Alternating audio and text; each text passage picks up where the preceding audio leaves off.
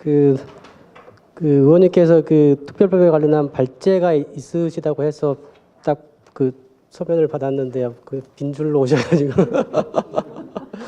제가 살짝 당황했습니다. 그래서 그 저희가 과거에 써놨던 몇 줄 잠깐 써놨던 글을 좀 붙이고 마침 그 국회 의안 정보 시스템에 검색을 해보니까 그 제주 4.3 사건과 관련해서 세 개의 법안이 개정안이 제출되어 있는 것으로들 발견하고 그 법안들에 나와 있는 그 제안 이유와 주요 내용을 붙이고 또 마침 그 세 개의 법안과 현행 법안들에 대해서 제가 또 급하게 그 표로서 이렇게 만들어 보았습니다. 그래서 지금 나눠 드려져 있는 그 유인물의 그 4.3 사건의 현행법과 개정안의 맨 끝에 보면 아마 표가 들어있을 텐데 제가 그냥 그야말로 주마관상격으로 싹 스치고 가면서 만든 것이어서 뭐 오탈자도 분명히 있을 것이고 내용이 조금 뭐 미진한 부분도 있을 것이지만 그럼에도 불구하고 그 현행법과 그 개정법들이 어떤 형식으로 가고 있다, 어떤 내용을 가고 있다라는 그런 정도를 충분히 볼 수는 있을 것 같다라는 생각이 듭니다. 의원님께서 발제를 잘 하셔가지고 지금 제가 굳이 저는 반대 토론할 것은 사실은 없습니다. 없고요. 그냥 간단하게 현행법과 그 개정법을 잠깐만 짚어보는 정도로 하고 넘어가도록 하겠습니다.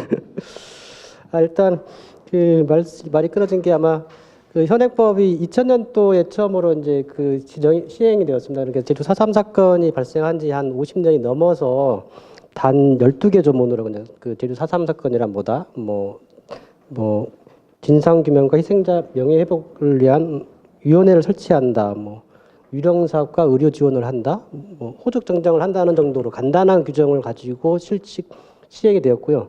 그리고 그 2014년까지 한 중요한 내용을 한 두 번 정도 개정이 됐는데 그 큰 틀에서 그 변경은 없이 지금까지 흘러왔습니다. 그래서 저희가 그 제주 4.3 사건이 70주년이 되는 과정에서 현행법상이 뭐가 문제점이 있을까라고 그 나름대로 지켜봤더니 기본적으로 그 진상조사에 제가 생각하기로는 진상조사에 대한 그 권한이 너무 좀 약하다.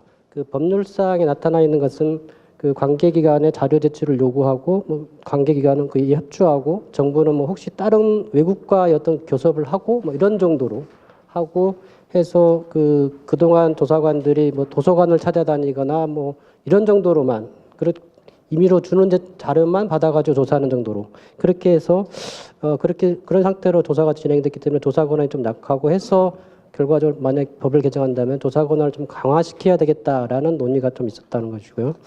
두 번째는 피해 회복의 수준이 너무 약하다라는 것이죠.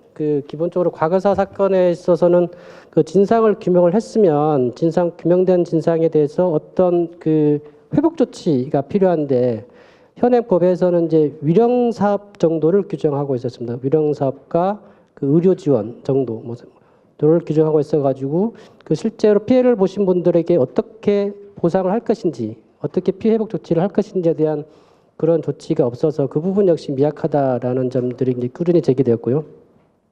마지막으로 제주 현지에서는 어쨌든 간에 그 위원회가 설치되었고 유족으로 희생자로서 인정되었음에도 불구하고 아직도 그 호적 정정에 대해서 매우 힘들다라는 그런 그 일종의 그 항의 내지 그런 어려움들이 토로가 되고 있었는데 왜 그런가 했더니 그 문구상 법률상 문구에서 법문원에서 제주 4.3 사건으로 그 호적부가 소실된 경우에 뭐 호적을 정정하고 작성하고 할 수 있다라는 그런 식으로 해석될 수밖에 없을 정도로 그런 문구가 있어서 그런 문구가 손을 봐야 된다라는 기본적인 현행 법률에 대한 그 개정 방안들에 대해서 논의가 있었습니다.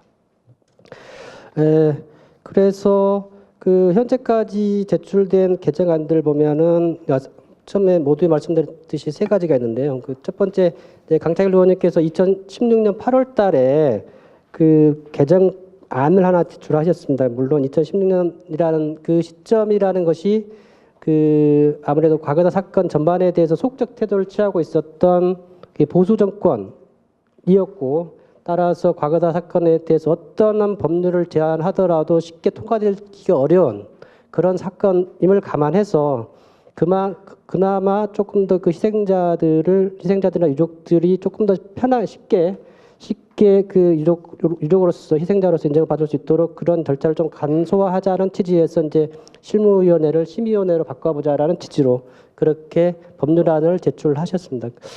그 이후에 한 1년 동안 계속 별다른 개정안이 제출되지 않았었는데요. 요번 작년 2017년 12월 19일 날 드디어 이제 오영훈 의원님께서 한 60여 분의 그 의원님들을 모아서 그 전면 개정안을 제출하셨습니다.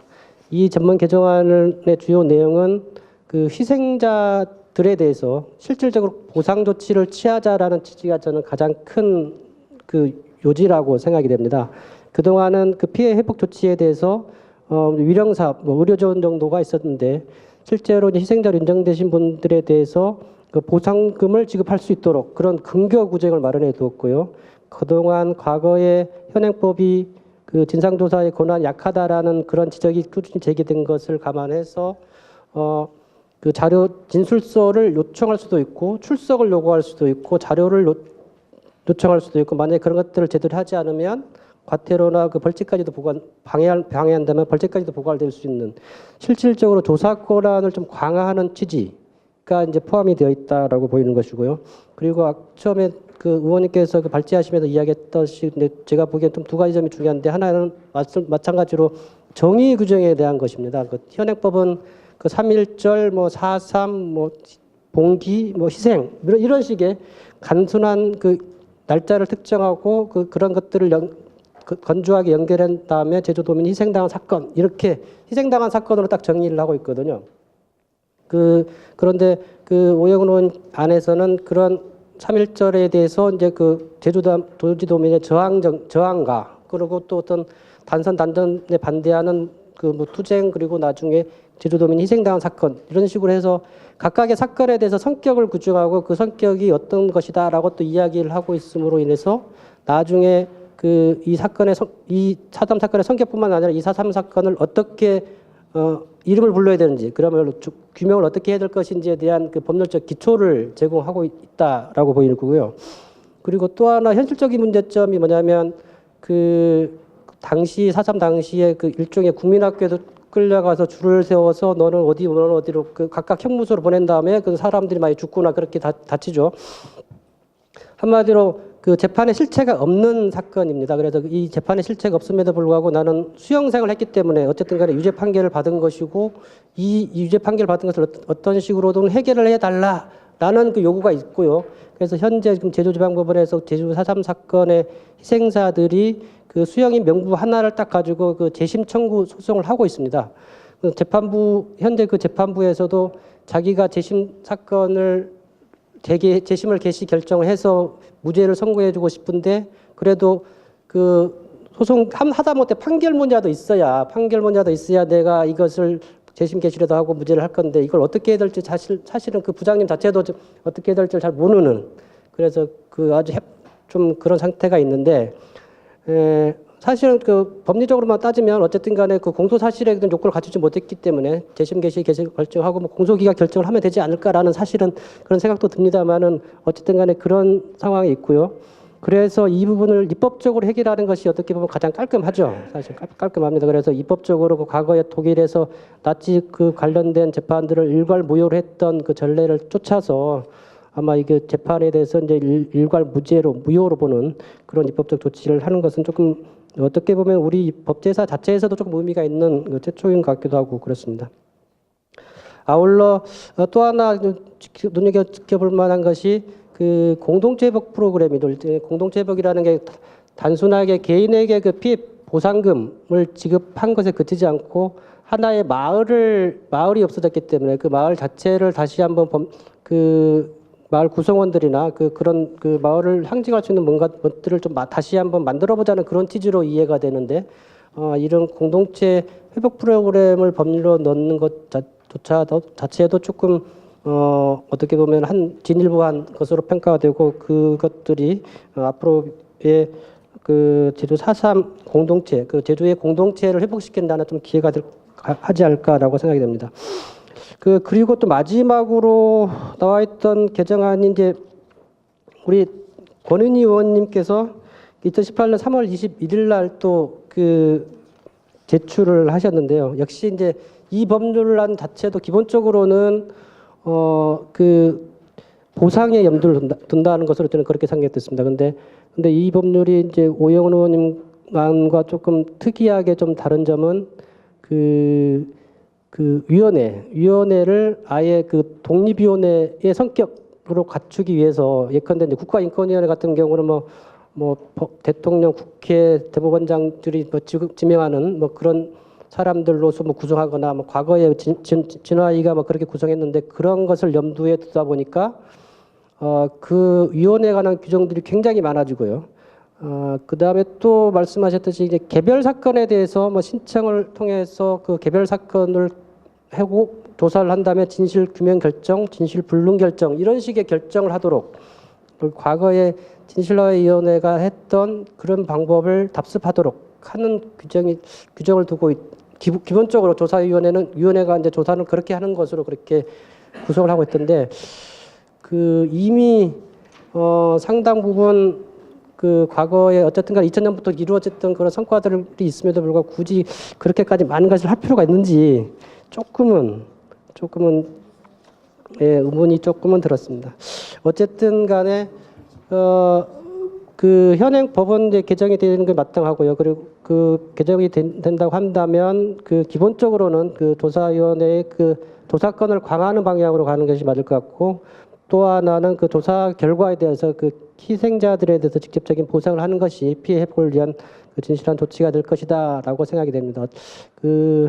마지막으로 저희 과거사 청산에 관련된 법안들이 예컨대 진화입법 개정안들만 하더라도 한 7가지인가 8가지인가 제출이 되어 있는데 행안위 법안심사 소위에 몇 번 올라갔다가 그렇게 실제로 심리가 되거나 어떤 대안이 마련되거나 그러지는 않고 있는 것 같더라고요. 그래서 상당히 항상 과거사라는 주제가 다른 현안에 밀려가고 있는 그런 느낌을 가지고 있어서 좀 안타까운데요.